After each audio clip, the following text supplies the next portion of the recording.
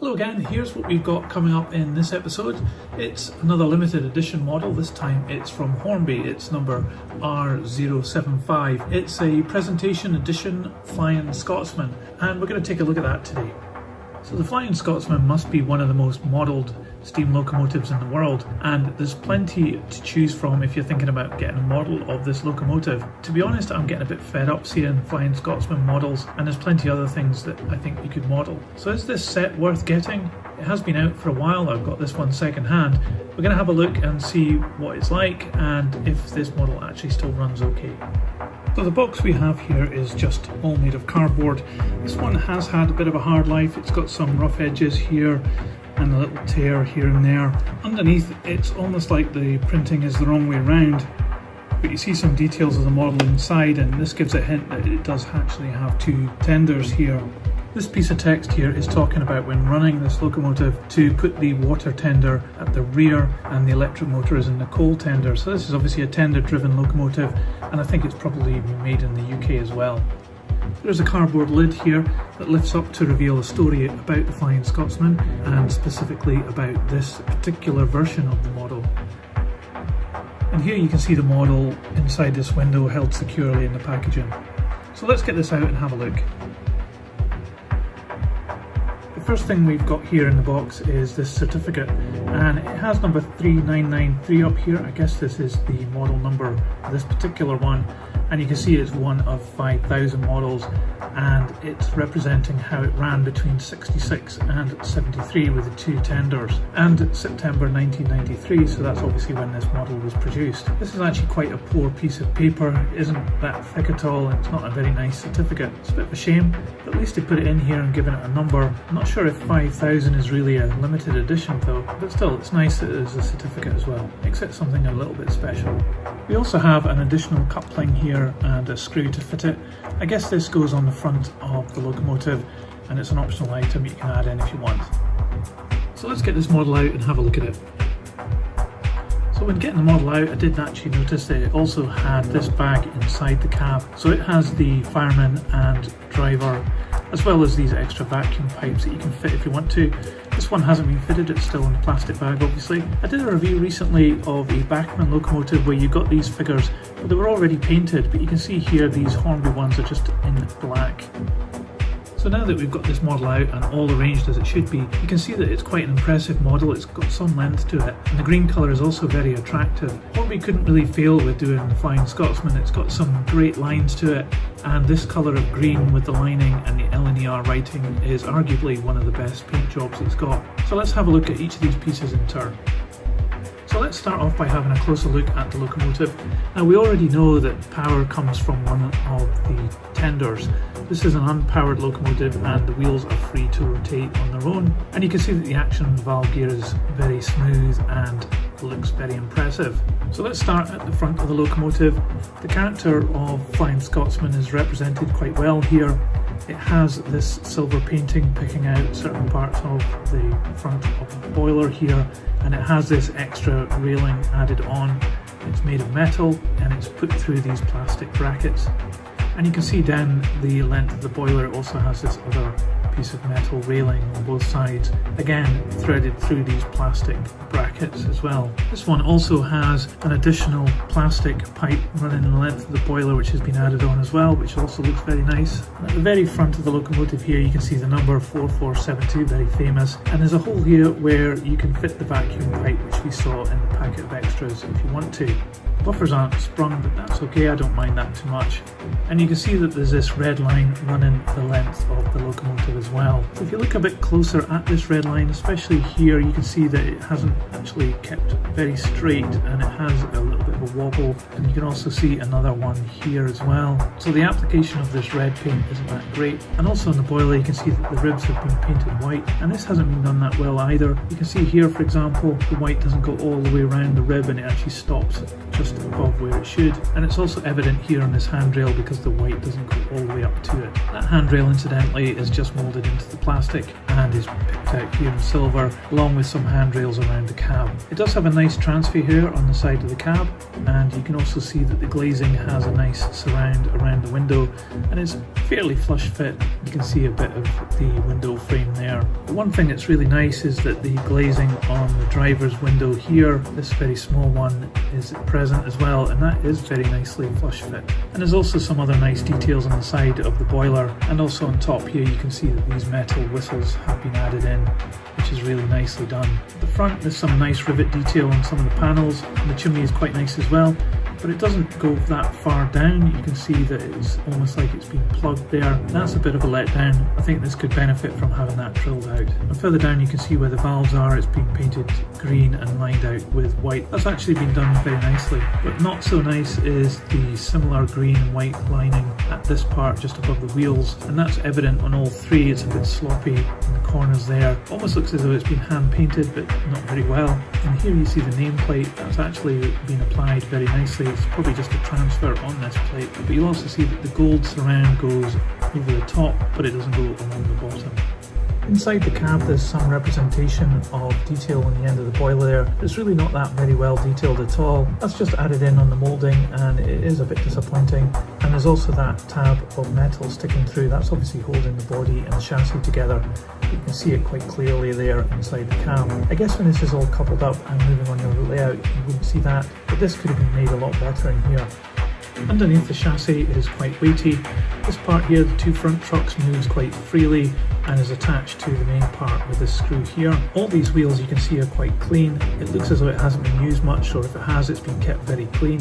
You can see here the Hornby made in Great Britain as well. So obviously this is one of the models that were made in Great Britain before manufacturing went to China. And further down, this trailing wheel is in a metal surround, and you have this sprung-loaded connector between this part and the tender, and you can see that it's designed to help get power across. So I'm guessing some power is picked up by the steam locomotive and transferred to the tender. So you can see that there are brake pads here, and they are in line with the wheels as well.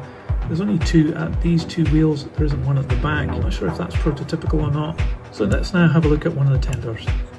So this tender is the driven one, you can tell that because it's a lot heavier than the other one. And let's start off by having a look at the paint job on this. Again, it's green with white lining, unsurprisingly, but it seems to be a tale of two halves. The double white line around here with the black seems to be a transfer, and that's quite nicely applied. But what isn't nicely applied is this other white line running across the top of the tender, especially down in this corner here where it doesn't meet the end. It has this handrail here which has been picked out in silver, but it's just part of the moulding, and it's not very convincing either. The lettering of the L and AR is quite nicely done on the side though, and at the back you've got two more handrails which are painted in white with silver dots. That's quite nicely done. But what isn't nicely done is the rest of the detail here. So there are some steps going up and some lamp brackets, but they're not very convincing, and I feel as though there should be some more rivet detail on the back here which is missing. And this up here, this circle is meant to be a window, but it's not glazed, it's just a circle in the plastic. Down here on the buffer beam it's been painted red, and you can see that there's a little bit of overspill on the corner here, so it hasn't been done perfectly. On top of the tender there's a representation of the coal and another hatch here for adding water. The representation of coal isn't that convincing. It does look very plasticky, and as usual all these steam locomotives are always full to the brim of coal all the time, but it would be nice to see some variation. Down underneath the body the moulding is quite nicely detailed with some axle box detail and springs.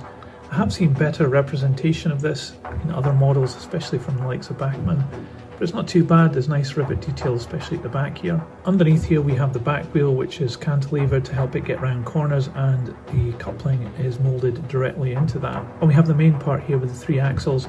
The two outside ones are driven and they have traction tyres on them, and you can see it has gears. The middle ones aren't, they're free to revolve. However, you will see that it has gears on that wheel there. So they're reusing the wheels here to save money, and it's only these two outer ones that are driven. And this stud here fits into the drawbar on the locomotive, and it brings in power from the locomotive's pickup into the motor. So this should just pull apart to allow you to have a look at inside. And what we've got here is a standard Ringfield motor. It's been in many different models over its time, and it's quite a simple motor and it seems to work okay. We'll give this a test in a little while and see how it goes, but you can see here it has had some wear. So this has been used quite a bit, but you wouldn't think it from the wheels because they're very clean, so it's obviously been very well cared for. And here this cable comes from the locomotive, so whatever power it's picking up is transmitted here into the motor. So let's have a look at the other tender. So this tender is weighted, but it's not as heavy as the one we've just had a look at. It differs quite substantially on the body, but I think the chassis is identical to the one we've just had a look at. So the body has a connection through here, but no other details to talk about on here. It's just a flat panel. On the side it has the same transfer with the double white lines for the black, and the number 4472 is very well applied. It has this white line which I think has been painted across the top here, and on this one it's actually nicely done. On the back it's a similar story to the last one. We have some handrails which have been painted in white with silver dots.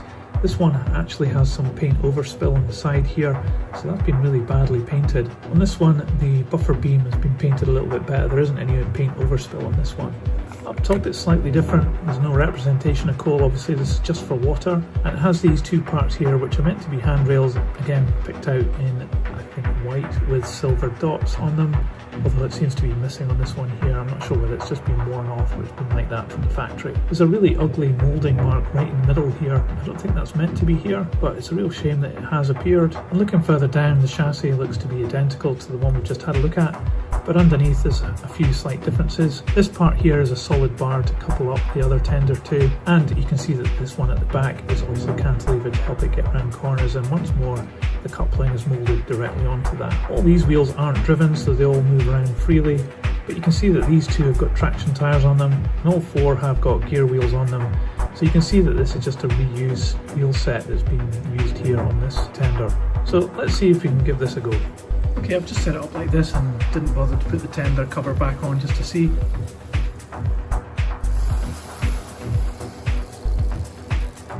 Okay, it needed a bit of a push to get going, but once it did, it runs really smoothly. So let's get the tender body back on, and we'll put the other tender on as well, and we can see what it looks like.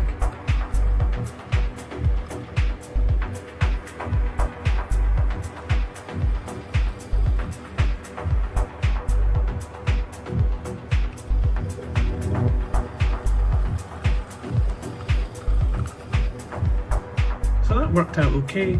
Needed a little push to get going. I think that might just be because this has been in storage for some time, I would guess. But once it did, it ran smoothly and quite quietly as well.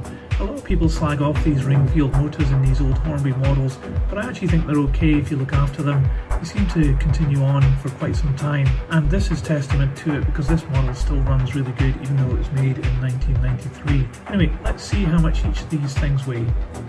So the locomotive weighs 212 grams. The driving tender weighs 193 grams, and the other tender weighs 170 grams. So altogether this is 576 grams. So this model from Hornby, the Flying Scotsman Limited Presentation Edition, it has a lot going for it, but it does have some limitations as well. I think some of the things that let it down are attention to detail, especially on the painting. Also the moulding seems to have some shortcuts made to it. It's got some nice things like the metal handrails all down the side of the boiler, and the valve gear works very smoothly, but it's a bit crude by today's standards, and certainly the wheels have got very big flanges on them. It could be a model of its time though. It is getting on a bit now in age, but it does seem to have had some corners cut when it came to manufacturing. So I think it isn't really a standout model, but it does run really well, and it does look very impressive when it's moving. So ahead of a very long rake of coaches, this would look really fantastic, but you will need a model railway which has got enough space to make this a viable option.